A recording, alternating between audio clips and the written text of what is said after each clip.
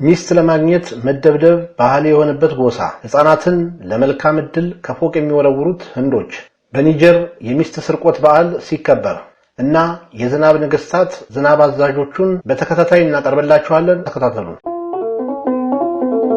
አክብሮታዊ ሰላምታችን ወደ እናንተ ያደረስ ዝግጅታችንን ሰብስክራይብ፣ ላይክ እና ሼር ያደረጋችሁ እንድትከታተሉ እንጋብዛለን። መልካም ቆይታ።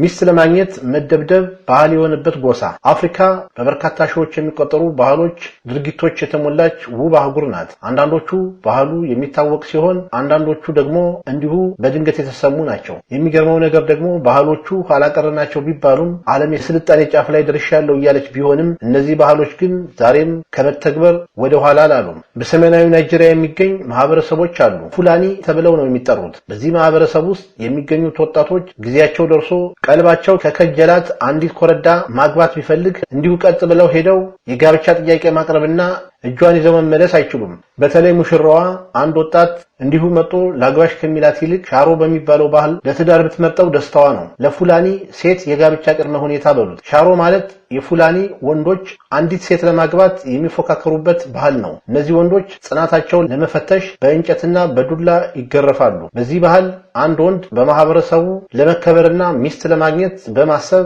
በማህበረሰቡ ትልልቅ አባላት ይደበደባል። ታዲያ በዚህ ጊዜ ወንዱ ስቃውን መቋቋም አቅቶት ግርፋቱ ቢያቆም ሚስት የማግባቱ ነገር ውሃ በላው ማለት ነው። ስለዚህ ህመምን ዋጥ አድርጎ ባህሉን መፈጸም ግድ ይለዋል። እንዳለመታደር ሆኖ በርካታ ወጣቶች ግን ይህን የግርፋት ባህል አልፈው የወደዷትን ማግባት ሳይችሉ ቀርተዋል። ይህ ደግሞ የኋላ ኋላ ባህሉ ለምን እንደ ግዴታ ይወሰዳል የሚሉ ጥያቄዎችን እንዲያነሱ ሳያስገድዳቸው አልቀረም። ከቅርብ ጊዜ ወዲህ ይህ ባህል በዚህ ማህበረሰብ ውስጥ መከወን ያቆመ ሲሆን አንዳንድ የፉላኒ ወንዶች አደገኛና በእስልምና የተከለከለ ነው ብለው ይገልጹታል። የሆነ ሆኖ አሁን ይህ ባህል ከቀረ በኋላ የሙሽራዋ ቤተሰብ ከሙሽራዋ መገረፍ ውጭ ለጥሎሽ ክፍያ አማራጭ የሆነውን ኮውጋግል ወይንም ካባብል መቀበል ጀምረዋል።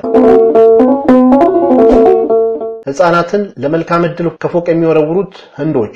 በህንድ ማሃራሻታራ ግዛት ሶላፑር በተባለች መንደር የሚኖሩ ማህበረሰቦች አንድ ባህል አላቸው። ሕፃን ልጅ ከፍ ካለ ቦታ ወደ ታች መወርወር። በዚች መንደር የሚወለዱ ሕፃናት በዚህ እንግዳ በሆነ ባህላዊ ልምምድ ስርዓት ወይንም ሩቻል ውስጥ እንዲያልፉ ይገደዳሉ። ሕፃናቱ እስከ 15 ሜትር ከፍታ ካለው ስፍራ ላይ ወደ ታች የሚወረወሩ ሲሆን ከታች ጨርቅ ወጥረው በሚጠብቋቸው ሰዎች አማካኝነት ጉዳት እንዳያገኛቸው ይጠበቃሉ። እንደነዚህ ማህበረሰብ እምነት ይህ ስርዓት የፈጸሙ ሕፃናት በሕይወታቸው መልካም ዕድል ይገጥማቸዋል። ይህ አይነቱ ባህል ልማድ መፈጸም ከጀመረ ወደ 700 ዓመታት ዕድሜ እንዳስቆጠረ ይገመታል። አጀማመሩም የራሱ የሆነ አፈታሪክ ያለው ነው። ይህ ባህል አንድ የሱፊ መሪ እንዳስጀመረው የሚነገር ሲሆን ሙስሊሞችም ሂንዱዎችም ይህን ባህላዊ ስርዓት ሲፈጽሙት ይታያል። የሚስት ስርቆት ባህል በኒጀር። ምንም እንኳን በዘመናዊነት በርካታ የአፍሪካ ሀገራት ቢያጥለቀልቃቸውም ዳሩ አንዳንድ ጎሳዎች አሁንም ድረስ ከረጅም ጊዜ በፊት ሲኖሩባቸው ከቆዩት ወጋቸውና ልማዶቻቸው ጋር በጥብቅ የተቆራኙ ናቸው። በእርግጥ አንዳንድ ወጎችና ልማዶች አሁን እየተከለከሉ ቢመጡም ዳሩ አንዳንድ ጎሳዎች ግን አሁንም ድረስ በጥንቱ ባህላቸው ወጋቸውን ሲኮሩና ሲጠቀሙባቸው ይስተዋላል። የውዳቢ ሚስት ስርቆት በዓል። በምዕራብ አፍሪካዊቱ ሀገር ኒጀር የሚገኙት የውዳቢ ጎሳዎች የሚስት ስርቆት የሚያካሂዱበት እጅግ ሳቢ ነው የተባለለት ክብረ በዓል አላቸው። በእርግጥ ሚስቶቻቸው ወደ ሌላ ወንዶች የሚሄዳቸው ነገር የማይወዱ ባሎች ነገርየውም ቢጠሉትም በጥቂቶች ዘንድ ግን ተወዳጅ መሆኑን አልቀረም። ጎሳው በአመለካከቱ ይኮራል። በተለይ ወንዶች በጣም ቆንጆ ነን ብለው ስለሚያምኑ በራሳቸው ይታበያሉ ይባላል። ጭራሽ መልካቸውን ዘወትር እያዩ ለመኩራራት እንዲያመቻቸው መስተዋት ሁሌ ይዘው ነው የሚንቀሳቀሱት። ታዲያ ለዚህ ጎሳ ጋብቻ የህልውና አስኳል የሆነው የነጻ ጽንሰ ሐሳብ መገለጫ ቢሆንም ዳሩ አሁንም ከጠንካራ አርበኝነት ጋር መያያዙ ግን አልቀረም። ለምሳሌ ምንም እንኳን ሴቶች ከጋብቻ በፊት የፈለጉትን ያህል የጾታ አጋሮች የማበጀት ነጻነት ቢኖራቸውም ሴቶች የሚያገቡት ግን ገና በጨቅላነታቸው ዘመን መሆኑ ልብ ይሏል። የሆነ ሆኖ ውዳቢዎች በየዓመቱ ገሬወር የሚባል ክብረ በዓል ያከናውናሉ። በዚህ ክብረ በዓል ላይ ወንዶች ውስብስብ ውስብስብ የሆነ ስፌት ያለው ልብስ ለብሰው ሜካፕ በጥንቃቄ ተቀብተው እንደ ቁንጅና ውድድር ያለ ነገር ያደርጋሉ። የወንዶቹ ዋና ዓላማ በዓሉን ለመታደም የሚመጡ የሌሎች ወንዶች ሚስቶችን ማማለልና መስረቅ ብቻ ነው። የውዳቤ ጎሳዎች ውበት በአይን ንጣት፣ ቀጥ ባለ አፍንጫና እንደ በረዶ በነጣ ጥርስ ይለካል ብለው ያምናሉ። ስለዚህ ተወዳዳሪዎቹ ሜካፕ ሲያሰሩ እነዚህን አካላት ማጉላትን ተሳቢ ማድረግ ግድ ይላቸዋል። ክብረ በዓሉ ከመጀመሩ በፊት ወንዶች 6 ሰዓት በሙሉ ዳንስ ሲለማመዱ ራሳቸውን ይበልጥ የሚያሳዩበት መንገድ ሲፈላሰፉ ይቆያሉ። ፊታቸውን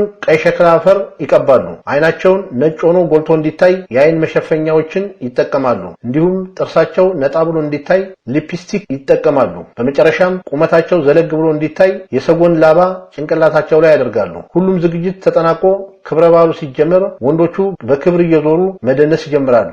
እጅግ ውብ የሆኑ 3 ሴቶች ዳኞች ሆነው ይሰየማሉ። ሌሎች ሴቶች ማለትም የሌሎች ወንዶች ሚስቶች የሆኑ ሴቶች ደግሞ ከተወዳዳሪዎቹ ወንዶች መካከል ይበልጥ ቀልባቸውን የገዛውን ወንድ ሁለተኛ ባላቸው አድርገው ይወስዳሉ። እንግዲህ አንድ ወንድ አንዲት ሚስት መስረቅ ከቻለ ሁለተኛ ባሏ የመሆን መብት ያገኛል። ይህ በውዳቢዎች ዘንድ ፍጹም ተቀባይነትና ዕውቅና ያለው ባህል ነው። በነገራችን ላይ በዚህ ጎሳ ዘንድ ከአንድ በላይ ማግባት ስለሚፈቀድ አንድ ወንድ የአንድ ወንድ ሚስት መስረቅ ያን ያክል ከባድ ነገር ባይሆንም አንዳንድ ባሎች ግን ሚስቶቻቸውን በክብረ በዓል ላይ ተሳታፊ እንዲሆኑ አይፈቅዱላቸውም።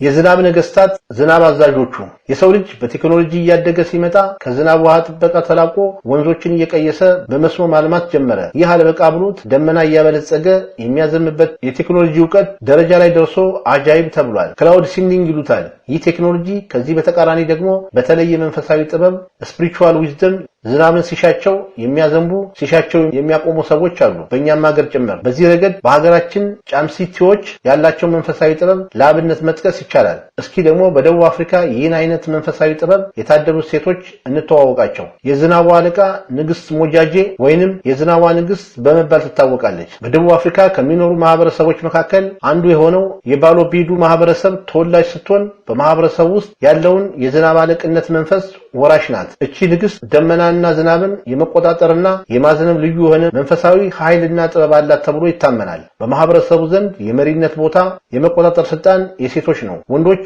ንጉስ የመሆን እድል በዚህ ማህበረሰብ ዘንድ የላቸውም። ከ1800 ዓ.ም ቀደም ባሉት ጊዜያት ወንዶች ዙፋን የመያዝ እድል ነበራቸው። ይሁንና ከዚህ ዘመን በኋላ የባሎ ቢዱ ማህበረሰብ የንግስና ዙፋን የመያዝ ድርሻ የሴቶች ብቻ ሆኖ ቀጥሏል። እኚህ ሴት ነገስታት መሞታቸው ሲቃረብ ስልጣናቸውን አውርሰው ራሳቸውን በባህላዊ መንገድ ያጠፋሉ።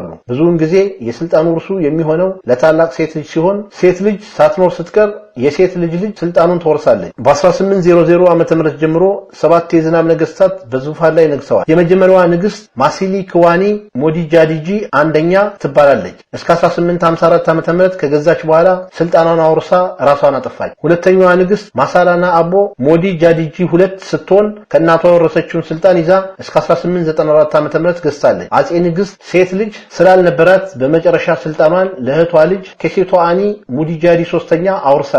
አምስተኛዋ ንግስት ከፕሬዝዳንት ኔልሰን ማንዴላ ጋር የቀረበ ወዳጅነት ነበራት። ከሌሎቹ ቀደምት ነገስታት በተለይም ዘመናዊ የሚባል ኑሮ የመራችና የኤንሲ ፓርቲ ውስጥም የሥራ ድርሻ የነበራት ናት። ንግስት ሞኮፒ ሞዲጂ አዲጂ 5ኛ ትባላለች። የመጨረሻዋ የባሎ ቢዶ የዝናብ ንግስት በ2005 ዓ.ም ገና በወጣትነት እድሜዋ ነበር የሞተችው። የሷ ልጅ ገና እድሜዋ 18 ዓመት ስላልሞላት እድሜዋ 18 ሲሞላት የእናቷን የዝናብ ንግስትነት ዙፋን የምትቀበል ይሆናል። ጨረስኩ። እስካሁን ስትከታተሉት የቆያችሁትን ፕሮግራም አዘጋጅቼ ያቀረብኩላችሁ እኔ ታገሱ አስፋው ነበር። ሰላም።